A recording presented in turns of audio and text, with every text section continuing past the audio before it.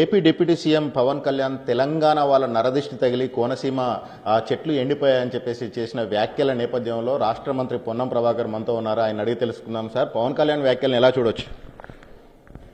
వివేకవంతమైనటువంటి ఒక అనుభవం ఉన్నటువంటి వ్యక్తి మాట్లాడే మాటలు కాదవి. నేను కొంత ఉప ముఖ్యమంత్రి అయిన తర్వాత పరిణితి చెందింది అనుకున్నా. మేము కూడా గతంలో విద్యార్థి సంఘ నాయకులుగా ఉన్నప్పుడు లేదా ఇంకా యువజన రాజకీయాల్లో ఉన్నప్పుడు కొంత అగ్రెసివ్గా మాట్లాడుతుంటే కావచ్చు, కానీ అవివేకంగా మాట్లాడలే. మా దిష్టిదలు కూడా ఏంది మీకు? మేము కదా మాట్లాడితే మాట్లాడాల్సింది. మీ దగ్గర వచ్చే తుఫాన్లన్నీ మా దగ్గర మొత్తం ముంచేస్తుంటే కూడా మేము మాట్లాడతలేము. ప్రకృతి, నేను ఎవరు తప్పు పట్టడం లేదల్లా. నీ దగ్గర వచ్చే తుఫాను, సముద్రం నీ దగ్గర ఉంది కాబట్టి వచ్చే తుఫాను నా ప్రాంతాన్ని ముంచుతుంటే కూడా నేనేం దాన్ని this nature. I'm not finding fault with anybody of Andhra people. Andhra Pradesh ప్రజల తప్పు కాదు, అది ప్రకృతి. అట్లనే ఒకవేళ నీ దగ్గర కోనసీమలో చెట్లు ఎండిపోతే అది ప్రకృతి చెప్తే తప్ప నాకు వచ్చి చెట్టు కూడా చూడను కదా నేను. నీకు అచ్చా, నువ్వు నా సోదరుడు, నిన్నటిదాకా కలిసి ఉన్నవాడివి. నీ పట్ల నాకు ఎందుకు వ్యతిరేకత ఉంటుంది? నువ్వు బాగుండాలి, నేను బాగుండాలని కోరుకుంటా. నికార్సైన తెలంగాణ ఉద్యమకారుణ్ణి కూడా తెలంగాణ రాష్ట్రం ఏర్పడాలని కోరుతూ కూడా నువ్వు బాగుండాలి, నేను బాగుండాలని కోరుకున్నాను. నాకు కుంచిత మనసుతోటి మాట్లాడతలేను. నేను బరాబర్ తెలంగాణ బిడ్డను. నా రాష్ట్రం అభివృద్ధి కావాలి.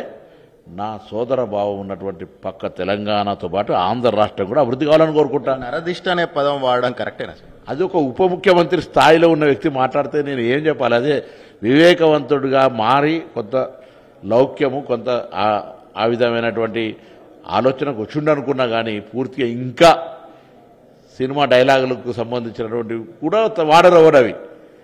మరి వాళ్ళ నాయకుడు చంద్రబాబు నాయుడు గారా, నరేంద్ర మోడీ గారా, ఎవరు నాయకుడో ఎవరో ఆ జవాబు చెప్పాలి. ఇది రాష్ట్రాల మధ్యలో ఒక చిన్న డైలాగ్ డిఫరెన్స్ క్రియేట్ చేసే అవకాశం ఉంటుంది. మనం అన్నదమ్ములము, మనం అందరం బాగుండాలని కోరుకోవాలి. కానీ ఈ విధంగా మా నరదృష్టితో మీ చెట్లు ఎండిపోతున్నాయంటే మమ్మల్ని అందరినీ అవమానపరిచినట్టే. బహిరంగంగా క్షమాపణ చెప్పాలి పవన్ కళ్యాణ్ గారు, ఇది పొరపాటు అని మాట్లాడుకుంటాను. బహిరంగంగా పవన్ కళ్యాణ్ క్షమాపణ చెప్పాలని కాంగ్రెస్ పార్టీ అంటుంది. ఒకవైపు ఆ వ్యాఖ్యలు రాష్ట్రాల మధ్య విద్వేషాలు నిజంగా రెచ్చగొడతాయి సార్. ఇది క్యాజువల్గా మాట్లాడడం, యథాలాపంగా మాట్లాడడం. యథాలాపంగా ఎట్లా అనుకుంటారు చెప్పండి? ఇప్పుడు నా ఏడుపు వల్ల నీ ఇల్లు మునిగిపోతుందని నువ్వంటే, రాష్ట్రం వచ్చి 10 ఏళ్ల తర్వాత కూడా నా ప్రభావం నీ దగ్గర ఏముంది? నీ ప్రభావం నా దగ్గర ఉందని చెప్తున్నా. నీ దగ్గర కలిగే తుఫాను నా ప్రాంతాన్ని ముంచేస్తుంది. నా ఉత్తరావధిలో 32 సెంటీమీటర్ పడ్డది, భీమదేవరపల్లి 42 సెంటీమీటర్ పడ్డది బికాస్ తుఫాన్. అయినా ఐఎమ్ నెవర్ సేయింగ్ ఆంధ్ర ప్రజలు తుఫాను మాకు నష్టం కలిగిస్తుంది అంటామా? ప్రకృతి వాళ్ళు ఏం చేస్తారు? అట్లా పెద్దరికంతో మాట్లాడాలి. కానీ ఇటువంటి చిన్న కొబ్బరి చెట్లతో మాకు తెలంగాణ దిష్టితోటి మాడిపోతున్నాయంటే అంతకంటే దౌర్భాగ్యమైనది లేదు. ఇప్పటికైనా నాయకత్వం స్పందించి, భారతీయ జనతా పార్టీ నాయకత్వం, తెలంగాణ రాష్ట్ర నాయక కిషన్ రెడ్డి, బండి సంజయ్ గారు కూడా మాట్లాడాలి. ఇలా మీరు మౌనంగా ఉంటే మరి మీ కళ్ళ మంటగిన అక్కడ వాళ్ళకి తగిలిందని వాళ్ళు అంటారో తెలియదు. కానీ మేము పచ్చటి కళ్ళతోటి చాలా బాగుండాలని కోరుకుంటున్నాం.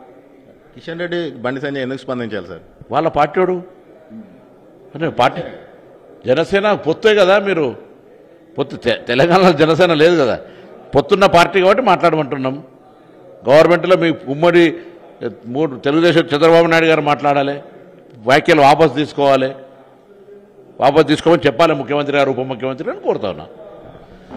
పవన్ కళ్యాణ్ వ్యాఖ్యలు తెలంగాణ బిడ్డల ఆత్మగౌరవాన్ని దెబ్బతీసే విధంగా ఉన్నాయి, తెలంగాణ ప్రజలను కించపరిచే విధంగా ఉన్నాయి. దీనిపైన కేంద్ర మంత్రులు బండి సంజయ్, కిషన్ రెడ్డి కూడా స్పందించాలి. వాళ్ళు కూడా తెలంగాణ బిడ్డలే కాబట్టి తెలంగాణను కించపరిచే విధంగా చేసిన వ్యాఖ్యల పట్ల వాళ్ళు స్పందించాలని చెప్పేసి రాష్ట్ర మంత్రి పొన్నం ప్రభాకర్ అంటున్నారు. కెమెరా పర్సన్ సంపత్తో కలిసి భాస్కర్, ఎన్టీవీ, హుస్నాబాద్ నుంచి.